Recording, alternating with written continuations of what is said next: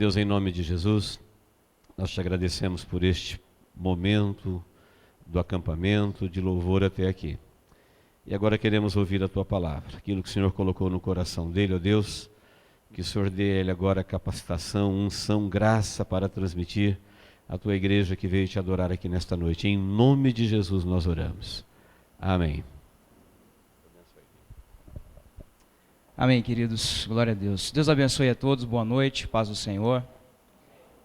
É como eu sempre digo, uma honra estar aqui servindo com os irmãos. E é uma responsabilidade tanto. É um dia em que a mão soa mais do que o normal, que a barriga fica mais fria do que geralmente fica. Mas eu tenho plena certeza que quando nós nos reunimos para falar da palavra do Senhor, o Senhor zela pela palavra dele. Amém? E eu tenho certeza que o Espírito Santo vai ministrar aos nossos corações. E o que o Senhor colocou para que eu ministrasse e para que os irmãos acompanhassem a mesma linha de pensamento que nós jovens estamos estudando esse ano. No ano de 2016, o Senhor nos deu um tema, rumo ao alvo. Acho que você provavelmente já viu os nossos banners, as camisas dos jovens. E esse é o tema que o Senhor nos deu para o ano de 2016. Como nós já estamos vendo no acampamento, as ministrações são infindáveis, o assunto é inesgotável, é um assunto muito rico.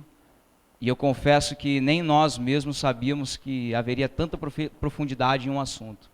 Então a gente, nesses poucos minutos que nós teremos, a gente vai tentar analisar um pouco esse tema, estudar um pouco esse tema e entender qual a importância de nós estarmos em um alvo correto. Amém, queridos?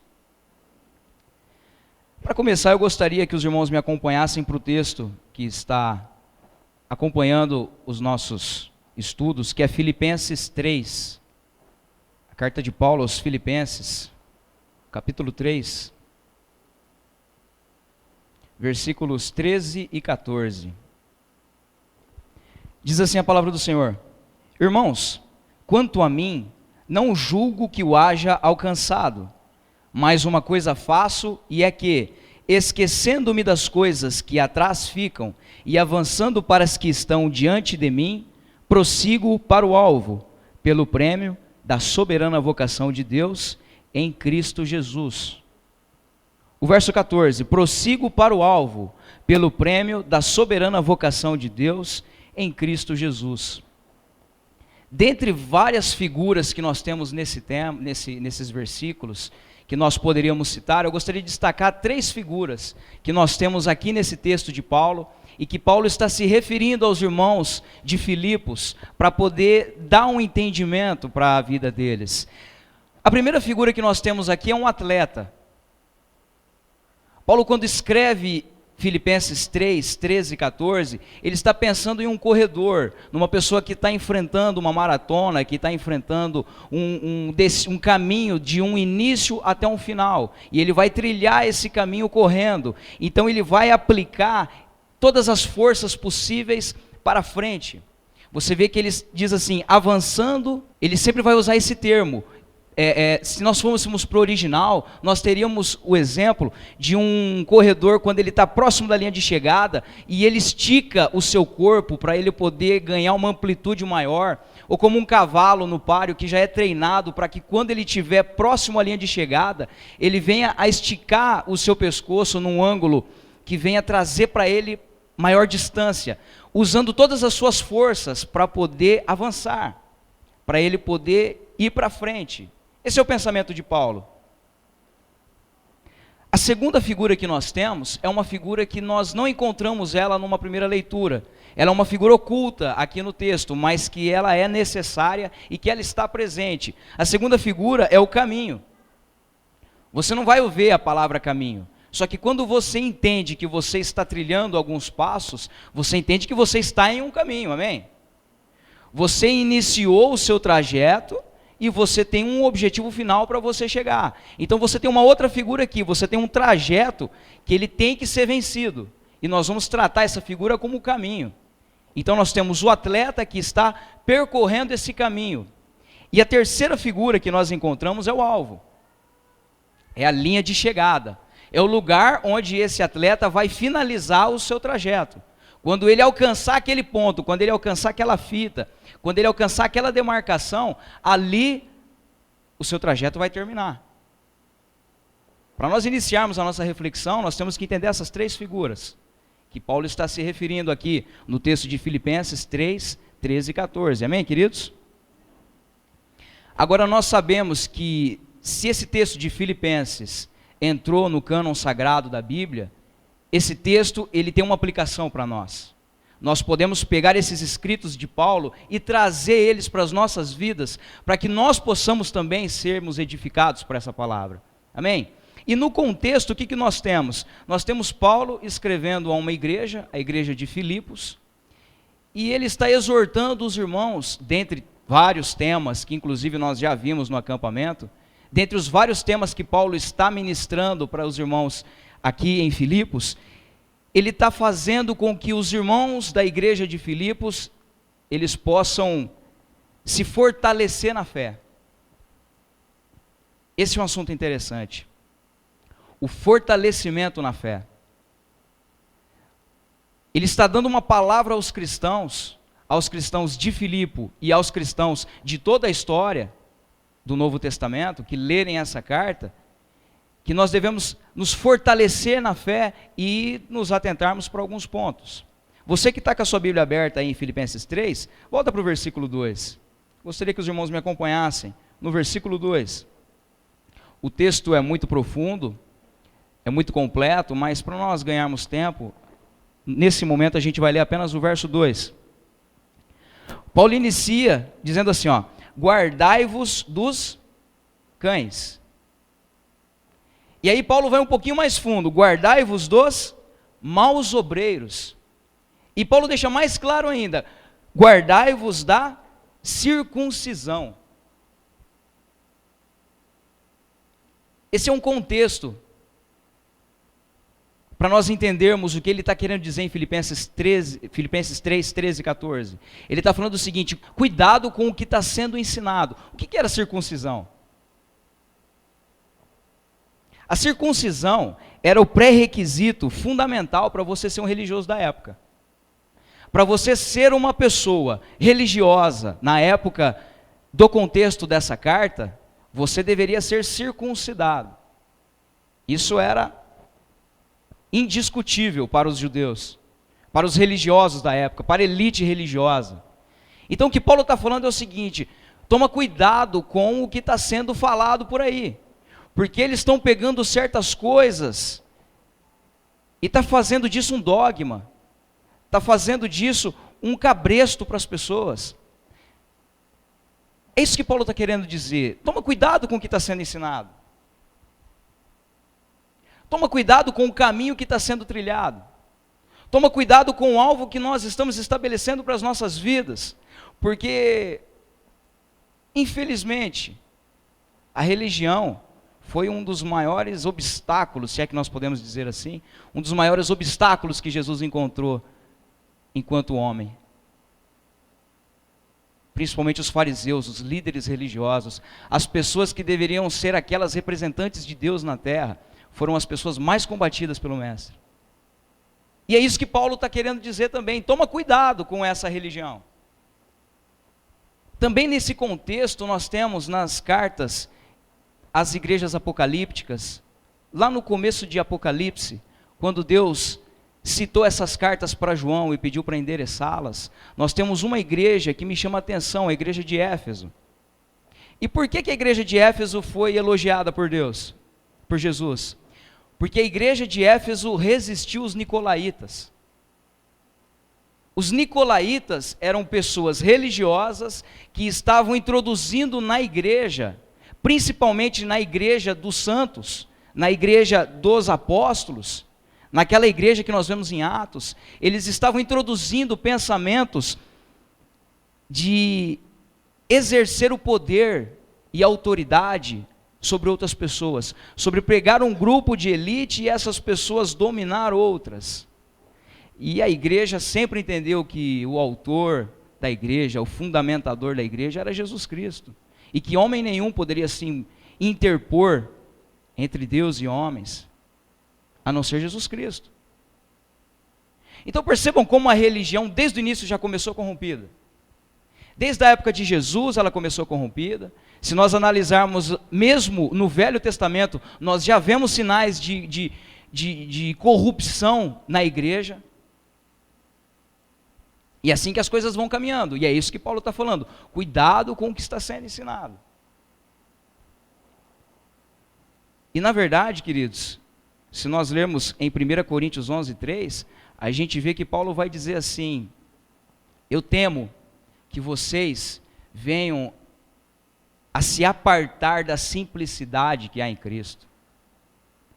Paulo, quando escreve aos Coríntios, em sua segunda carta, ele fala: eu temo que a igreja venha se apartar da simplicidade que há em Cristo. Querido, servir a Deus é uma coisa simples. É uma coisa que não precisa de muito estudo, de muita teologia, de muito isso, de muito pensamento e vãs filosofias. E o próprio Paulo disse: o Espírito é que vivifica. Então nós temos que tomar cuidado, porque o Evangelho é simples. Queridos, qual o versículo principal da Bíblia? João 3,16. Todos nós sabemos isso de cor e salteado. Porque Deus amou ao mundo de tal maneira que deu seu Filho unigênito, para que todo aquele que nele crê não pereça, mas tenha vida eterna. Esse é o primeiro texto fundamental da Bíblia. Um segundo texto, que também pode ser usado como texto fundamental das Escrituras, é 1 João 3,16. Você pega o mesmo João 3,16 e coloca um risquinho no começo.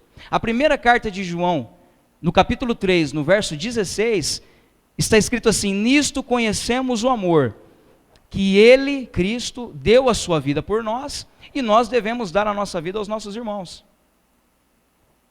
Nós temos praticamente todo o Novo Testamento resumido em 2 versículos. Porque Deus me amou, e me amou de uma maneira tão grande e tão impossível de descrever, que Ele deu o seu próprio Filho por mim, e porque Ele deu o seu Filho por mim, eu vou aprender com isso, e eu vou ser servo. E eu vou servir o meu irmão, e se for preciso eu vou dar a vida pelo meu irmão. O próprio apóstolo João fala que quando nós não amamos o nosso irmão, nós provavelmente não podemos amar a Deus. Uma coisa que a gente aprende em qualquer 15 minutinhos de discussão da Bíblia, é uma coisa que, como o pastor Luiz diz, está na superfície da Bíblia, que nós devemos amar a Deus sobre todas as coisas, e o próximo como a nós mesmos.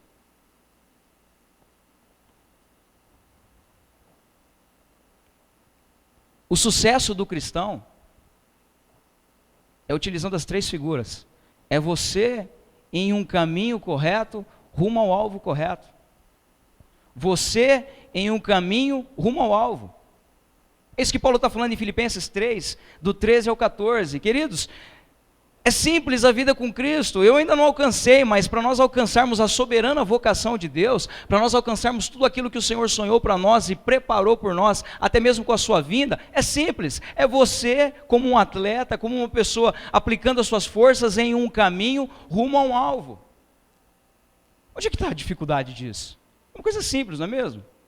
É você em um caminho rumo ao alvo. Agora, o grande problema, queridos, é que nós temos muitos caminhos. Nós temos muitos alvos. E conforme o homem foi se evoluindo em suas ciências, em seus pensamentos, cada vez mais as pessoas começaram a ser confundidas. E o correto, queridos, é um caminho. Porque Cristo disse assim: eu sou o caminho. Eu sou o caminho, não tem outro caminho além de mim. Não tem como nós alcançarmos a Deus, não tem como nós alcançarmos a salvação, se não for por intermédio de Jesus. Tem apenas um caminho.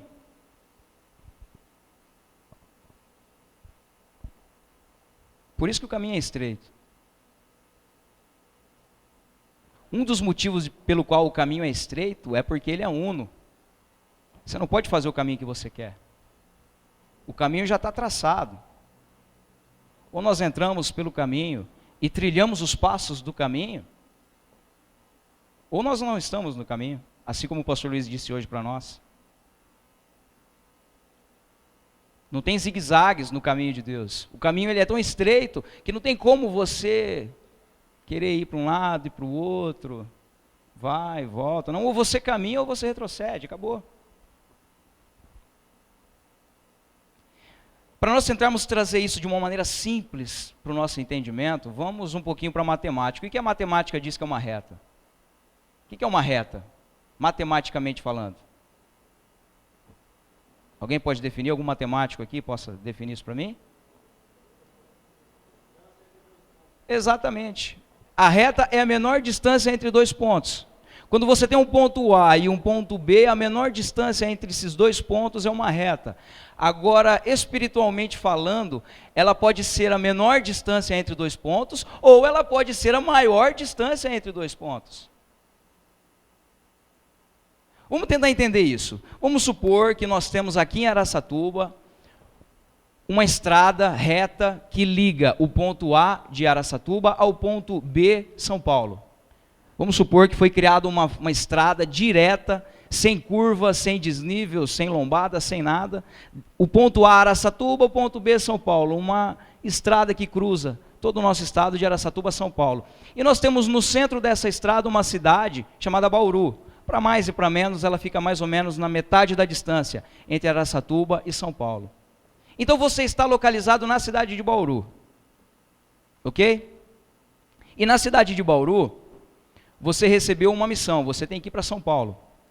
Por quê? Porque quando você chegar em São Paulo, lá todos os seus sonhos, todas as suas metas, os seus planos, os seus objetivos vão ser concretizados lá. Aquilo que você sempre sonhou para a sua vida vai acontecer quando você chegar em São Paulo.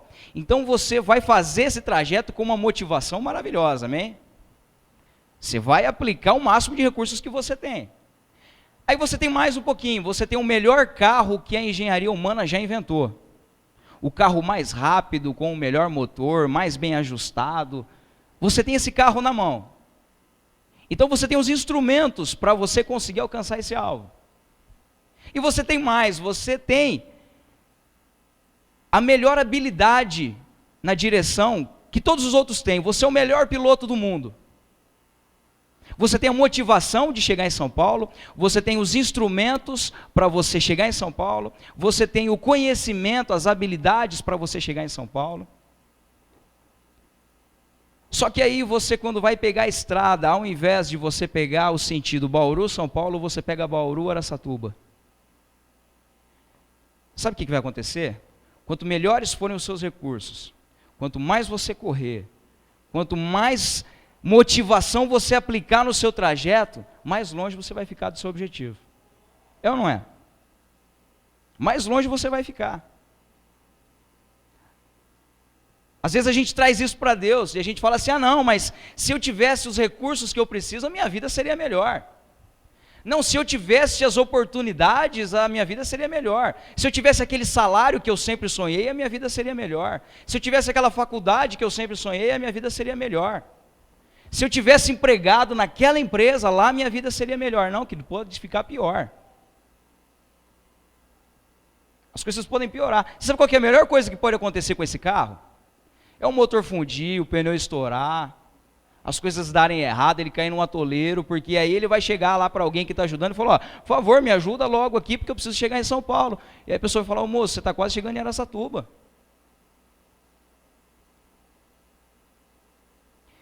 Não é porque o caminho está errado, o caminho está certo. É essa estrada, só que o alvo está errado. Não basta nós estarmos no caminho certo, nós devemos estar com a motivação certa. E aqui é a grande questão, para onde nós estamos andando? Para onde é que as nossas atitudes estão nos levando? Qual a nossa motivação? Quais são os motivos para a nossa ação? Por que é que nós estamos aqui na igreja? Por que é que nós nos dizemos cristãos? Por que é que nós servimos ao Senhor? Quais os objetivos verdadeiros dessa adoração?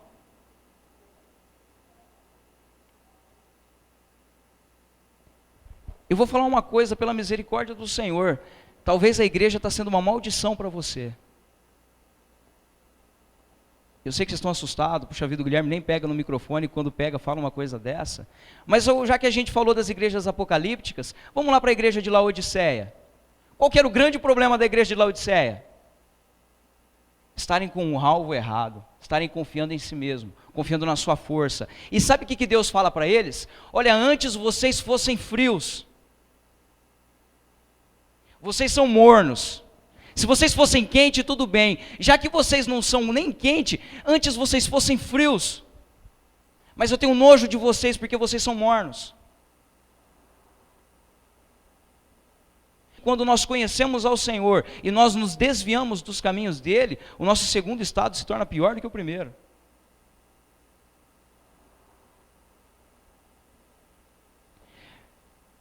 A grande questão, queridos, não é o caminho que está sendo trilhado, porque você pode estar no caminho correto, mas às vezes as motivações dos nossos corações estão completamente erradas. Nós estamos tendo um cristianismo para nós.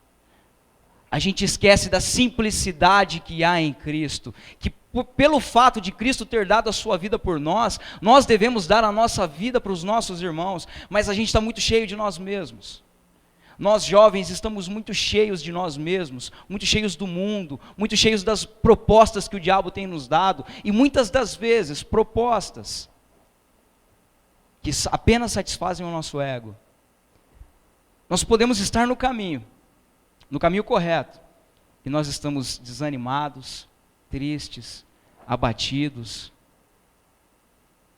E eu não estou falando de um desânimo temporário, eu estou falando de desânimo permanente, aquela pessoa que não tem alegria de viver, aquela pessoa que tem uma vida carrancuda, amarrada, triste. E estão no caminho. Os irmãos estão entendendo o que eu estou falando, amém? Vamos fundamentar isso com a Bíblia. Lucas 24, por favor. Evangelho de Lucas 24. A partir do verso 13. A gente vai ler do 13 ao 21. Um texto muito conhecido. Diz assim: E eis que, no mesmo dia, iam dois deles para uma aldeia que distava de Jerusalém 60 estádios, cujo nome era Emaús. E iam falando entre si de tudo aquilo que havia sucedido. E aconteceu que, indo eles falando entre si e fazendo perguntas um ao outro, o mesmo Jesus se aproximou e ia com eles. Mas os olhos deles estavam como que fechados, para que o não conhecessem. E ele lhes disse: Que palavras são estas que caminhando trocai entre vós? E por que estáis tristes?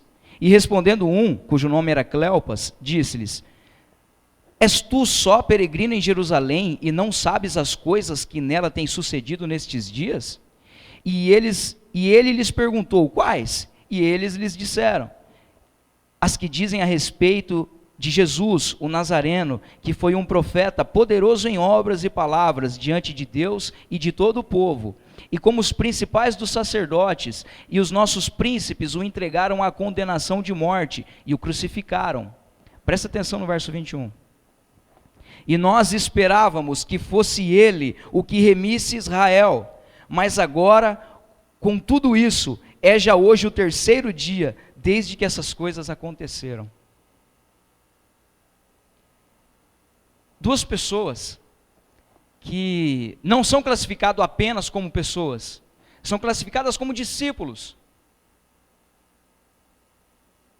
Duas pessoas que conheciam Cristo não de ouvir falar, mas provavelmente pessoas que viram a multiplicação dos pães e dos peixes, pessoas que participaram da cura dos enfermos, que evangelizaram, que comiam da mesa de Jesus. Elas estavam no caminho correto, elas estavam fazendo a melhor coisa que era possível, seguir Jesus.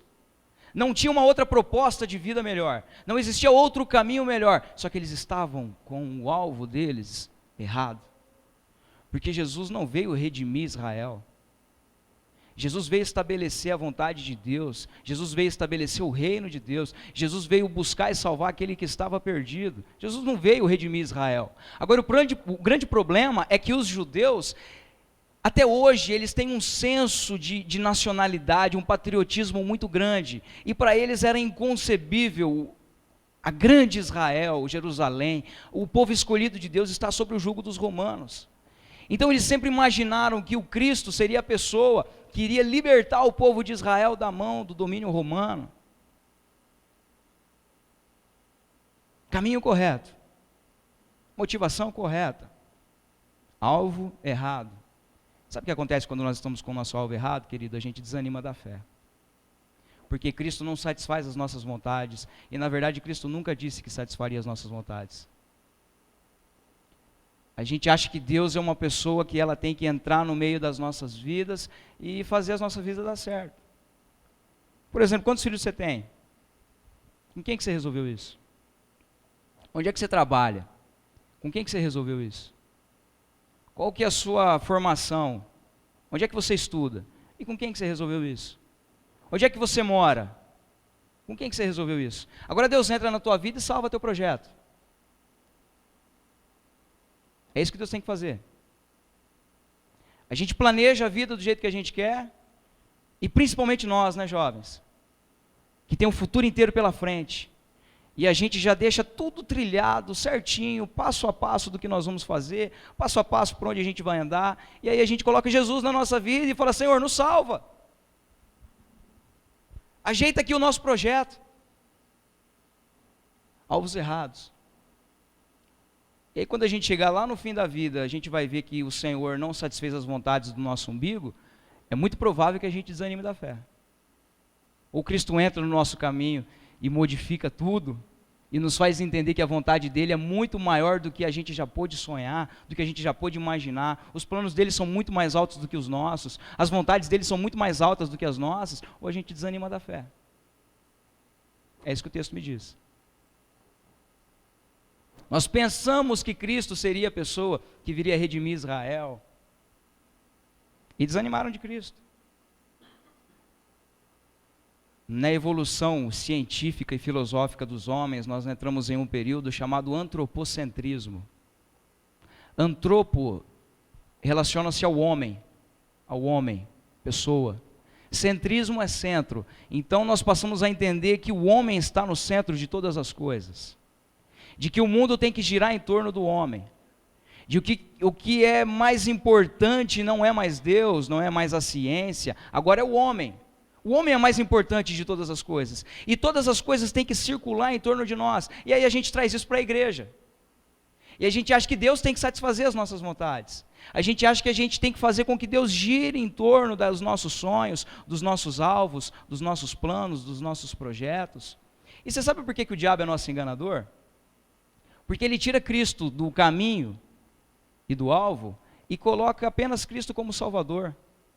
Apenas salvação. O diabo é nosso enganador porque ele vem oferecer para nós salvação. Quer um exemplo? Tentação de Jesus. Que é isso, Jesus? Você é filho de Deus, está nessa desgraceira toda aí passando fome, para com isso. Se salva da fome, transforma essas pedras em pão. Primeira tática não deu certo. Aí ele falou assim: você pode ser dono de tudo isso aqui, para que essa pobreza, para que essa miséria, se salva da miséria. Essa também não deu certo, ele foi para mais uma. Ô Jesus, faz o seguinte, anda pelo caminho que você quiser. Vai lá no pináculo, se arrisca, porque se acontecer alguma coisa de errado, o Senhor dará ordens aos teus anjos para lhe salvar. Essa é a proposta do diabo. Vive a tua vida do teu jeito, vive a tua vida de acordo com as tuas vontades, e depois Deus se salva, depois você dá um jeito lá com Deus, depois vocês combinam alguma coisa lá. No final, todo caminho é bom, todo caminho leva ao céu. Não, querido, muitos vão chegar lá e vai falar assim: Senhor, deixa-nos entrar, e Jesus vai falar assim: não, eu não vos conheço. Mas como assim o Senhor não me conhece? Eu em teu nome curei os enfermos, em teu nome eu expulsei demônios, eu ressuscitei mortos. Ele vai falar assim: eu não sei quem são vocês. Porque Cristo não é apenas o nosso Salvador, Cristo tem que ser o nosso Senhor. E por Ele ser o nosso Senhor, Ele vai ser o nosso Salvador. Agora, querer Deus apenas como o nosso Salvador para as nossas vidas, com alvos errados, querido, isso é proposta do diabo. Onde é que Cristo descobriu o diabo na vida de Pedro? Quando Pedro falou o quê? Ó Jesus, cruz? O Senhor não precisa de cruz. Se salva da cruz, sai da cruz. Aí Jesus fala assim: para trás de mim, Satanás. Porque essa é a proposta do diabo. Vive a vida para o teu ego, vive a vida para a tua vontade, do teu jeito. Sabe quem é que vence a vida cristã? Quem está no alvo. E não é qualquer alvo, é no alvo correto. O alvo é a soberana vocação de Deus que há em Cristo Jesus. Querido, você foi chamado para muito mais do que aquilo que você está pensando. Muito mais. Os caminhos de Deus são muito mais altos do que os nossos. Querido, você acha que você consegue planejar para você um caminho melhor do que aquele caminho que Deus já sonhou para você antes de te formar? Você acha que você consegue? Responde aí para você. Então, querido, economiza. Nas suas orações você olha assim: Senhor, o que o Senhor quer para mim? Não é chegar para Deus com uma lista de pedidos e falar: ó, Senhor, das 8 às 9 eu vou fazer isso, das 10 às 11 eu vou fazer isso, quando eu tiver 15 anos eu quero isso, quando eu chegar lá eu vou querer aquilo outro, isso, Senhor, me dê, me dê, me dê.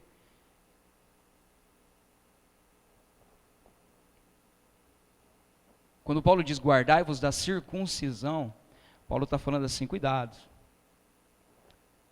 Cuidado com o que você está trazendo para a sua vida.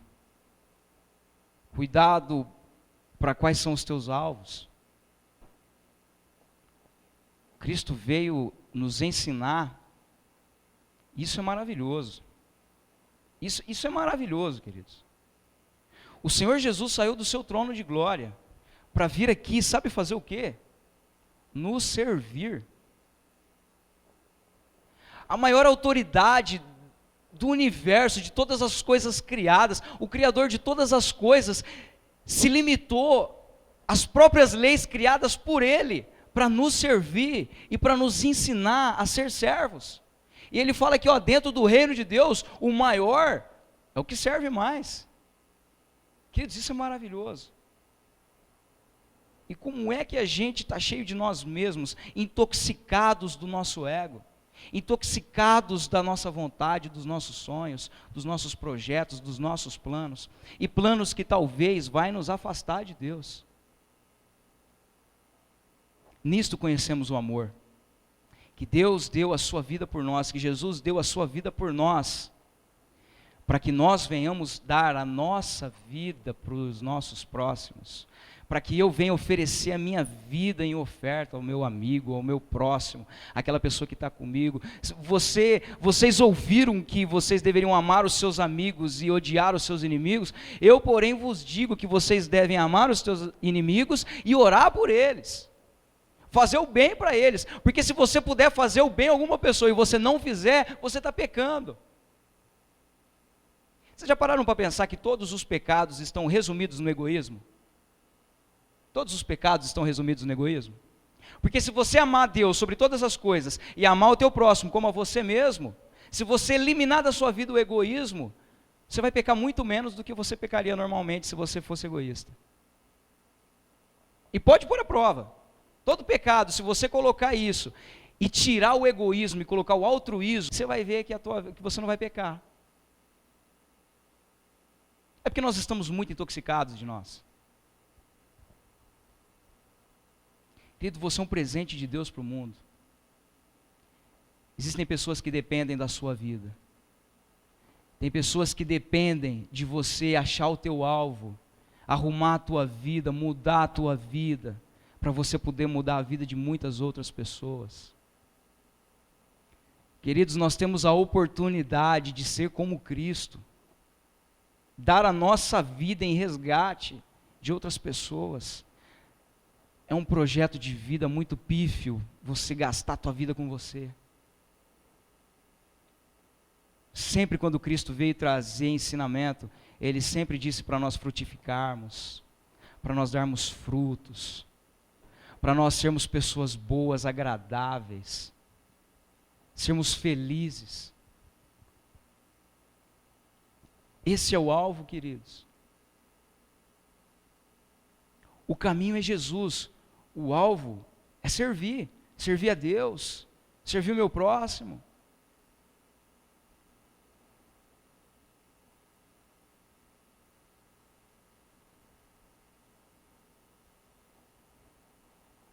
Qual que era a vontade de Jesus? Minutos antes da cruz. O que ele orou para Deus no Getsemane? Ô Senhor, eu não vejo a hora de chegar essa cruz logo, porque eu estou doido para morrer por esse povo. Jesus foi sincero. Jesus falou, Senhor, eu vou ser sincero, eu não estou com um pingo de vontade de morrer. Se o Senhor puder, tira de mim esse cálice. Se for possível, afasta de mim esse cálice. Mas Senhor, eu sei que para essa hora eu fui chamado.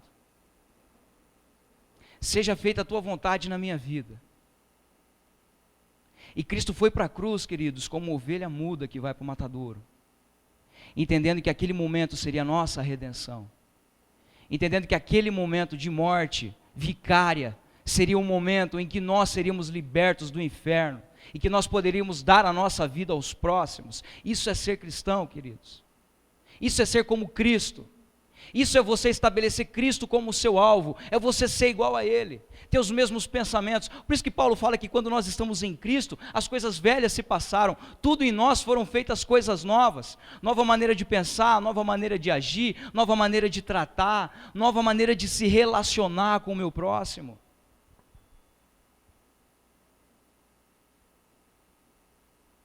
Quer ver um exemplo? Quando você vai evangelizar a tua esposa, você evangeliza ela para ela ser a mulher que você quer ou para ser a mulher que Deus quer que ela seja? Quando você vai evangelizar o teu marido, você evangeliza ele para que ele seja o homem que Deus quer que ele seja ou para ele ser o homem que você quer? Quando você vai evangelizar teu amigo, você vai querer fazer nele uma pessoa do jeito que você quer ou do jeito que Deus quer que ele seja?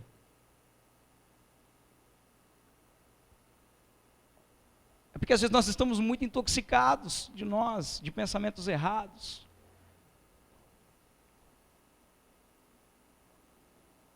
E é isso, queridos, que é ser a pessoa que Deus quer que nós sejamos. É que as nossas orações sejam, Senhor, me leva para o centro da Tua vontade. Me leva para o lugar que o Senhor quer. Me leva para o lugar que o Senhor sempre sonhou para mim. Porque, Senhor, lá vai ser o lugar o melhor lugar para eu estar. Não de acordo com as minhas vontades e meus desejos, mas exatamente como o Senhor quer que eu seja. Lá minha vida vai valer a pena. Paulo pôde concluir o pensamento dele. E olha só que interessante, o pastor Luiz hoje nos lembrou de uma coisa muito interessante. Paulo falou assim, inclusive no contexto de Filipenses 3. Se você ler o texto de Filipenses 3, você vai ver. Depois do versículo 2 adiante. Você vê que Paulo vai falar o seguinte, eu era a pessoa mais bem preparada que poderia existir. Formado, salário bom, influente, linha direta com o presidente Dilma. Sou uma pessoa, poxa vida, sou uma pessoa excelente. Sou um político, sou um camarada que tem uma boa remuneração, tenho servos às minhas ordens, tenho autorização para trabalhar. E quando eu conheci Jesus, eu reputei todas essas coisas por perdido.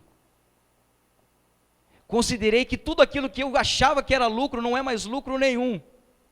E ele passou a ter uma vida de servidão. Passou a ter uma vida que vai nos fazer servos. Ele mesmo se tornou servo dos cristãos. E pôde falar no fim da vida dele, combati o bom combate. Terminei a carreira, guardei a fé, e agora só me resta uma coisa, o prêmio da soberana vocação de Deus que há em Cristo Jesus.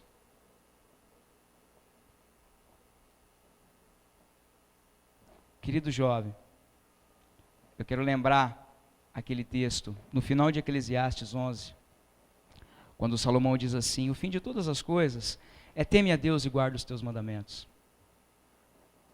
Jovens, para tudo aquilo que o mundo te ensinar, para tudo aquilo que o diabo te ensinar, para tudo aquilo que entrar na tua vida, que você possa passar tudo isso pelo crivo de temer a Deus e guardar os seus mandamentos, porque esse é o fim de todas as coisas. O resto é tudo vaidade. Por mais que você cresça, por mais que você se desenvolva, por melhor que for a tua empresa, por melhor que for o teu salário, por mais estudado que você for, por maior que for a tua graduação, tudo isso vai ser vaidade, porque tudo isso vai ser rápido, passageiro. Agora a única coisa que você vai levar para a vida eterna é guardar a Deus,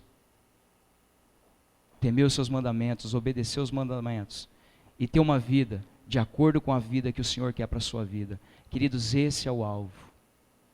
Amém? Glória a Deus. Obrigado, pastor. Glória a Deus. Podemos dizer amém por essa palavra? Graças a Deus por esta mensagem que eu tenho certeza que alcançou o objetivo em cada coração. Amém? Eu acho que nós entendemos que esse atleta é o cristão, esse caminho é a nossa vida. Nós começamos a percorrer no dia que a gente respirou pela primeira vez, e a gente termina o nosso caminho aqui quando a gente respirar pela última vez. E o alvo é o destino. Se o teu telefone tocasse na madrugada, alguém te perguntando, irmão, você tem certeza que você está no alvo certo? Você não quer pensar?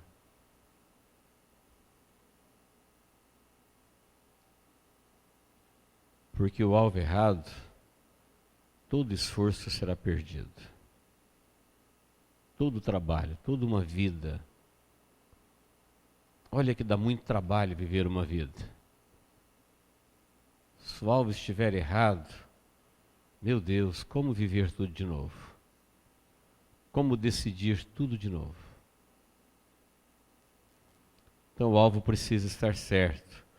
Eu sei que de imediato quando a gente ouve isso, fala, não, eu estou certo. Mas eu sou confiável? Meu laudo é verdadeiro? Então, queridos, eu quero encerrar só dizendo isso. É para a gente refletir. Os irmãos querem ver como que o diabo é esperto? Quando o homem rompeu com Deus, o lugar de Deus ficou vazio no coração do homem. E o diabo sabe que o homem é um espírito que ele ia ter que adorar. Então precisava dar alguma coisa para ele adorar. Se fosse você, com toda a sua habilidade, quem você colocaria no coração das pessoas para ele esquecer Deus? O objetivo do inimigo é não deixar a pessoa voltar para Deus, porque o alvo é voltar para Deus. Nós viemos de lá. Deus é a nossa origem.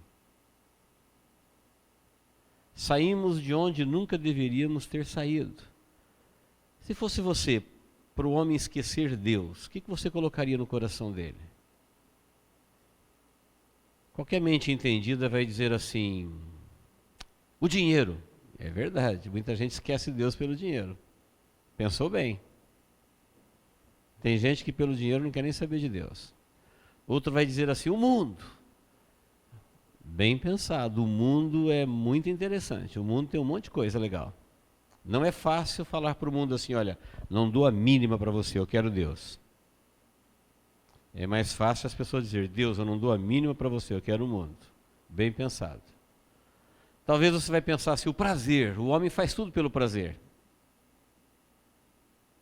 Ele não quer nem saber do amanhã, ele quer ter prazer no presente. Bem pensado.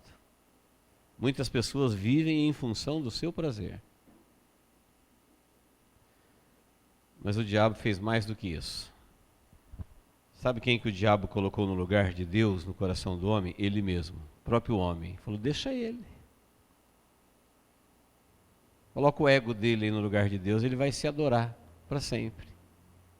Ele nunca vai se confrontar, ele nunca vai dizer que ele está errado, ele vai sempre justificar. Se você falar que ele está errado, ele vai falar, não. Deixa ele decidir, ele é Deus. E é isso que o homem faz. Pode observar que Jesus, quando veio nos salvar, falou assim, olha, você quer ser salvo? Negue-se a si mesmo. Fala não para você e siga-me. Primeiro passo. Os irmãos estão vendo aí agora, girando nas redes, uma orientação para os pais, para os filhos que vão nascer agora, as criancinhas. Não faz mal se ele nasceu menina ou menino, ele decide o que ele quer ser. Quem já viu isso? Diga amém. Deus te fez menino, esquece isso. Deus te fez menina, esquece isso. Você escolhe, o que você quer ser, menino ou menina?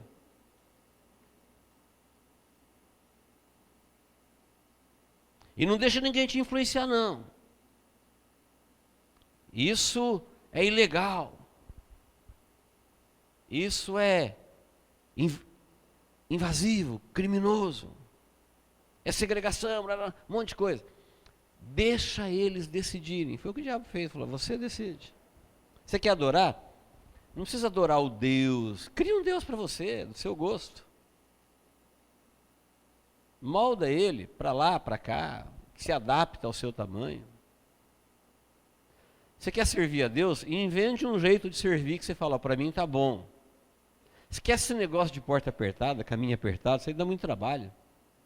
Esse negócio de atleta, vida de atleta é muito difícil, o atleta confronta seu próprio corpo. É melhor vida de quem não é atleta. Quem não é atleta dorme o tanto que quer, come o que quer, faz o que quer. Atleta não pode fazer isso. Mas atleta tem alvo, né? Atleta nunca está feliz com a sua performance. Ele sempre quer melhorar. Eu vejo um monte de gente falando assim, olha, quanto mais a gente se aproxima de Deus, parece que mais a palavra pega. É isso mesmo. Atleta nunca está feliz com o seu desempenho, ele quer melhorar. Cristão é atleta, ele quer melhorar, ele quer servir melhor a Deus. É o alvo. Amém, queridos? Foi um pouco disso tudo que o Gui falou. Nós não somos confiáveis. Não confie em você. Olha que interessante. Você vai dar laudos mentirosos para você. Você vai apresentar justificativas que não justificam para você. Você vai apresentar caminho tortuosos para você. Então você não quer errar o alvo? Não confie em você. Entre você e Deus, confie em Deus. Entre você e a palavra, confie na palavra. Não confie em ninguém, e nem em você. Porque o diabo, quando quis romper o homem com Deus, falou assim, deixa o homem no lugar de Deus. Coloca o ego dele. Ele decide. E a partir dali a humanidade se arrebentou. A igreja de Jesus é exatamente aqueles que disseram não para eles mesmos e sim para Deus em Cristo Jesus. Amém?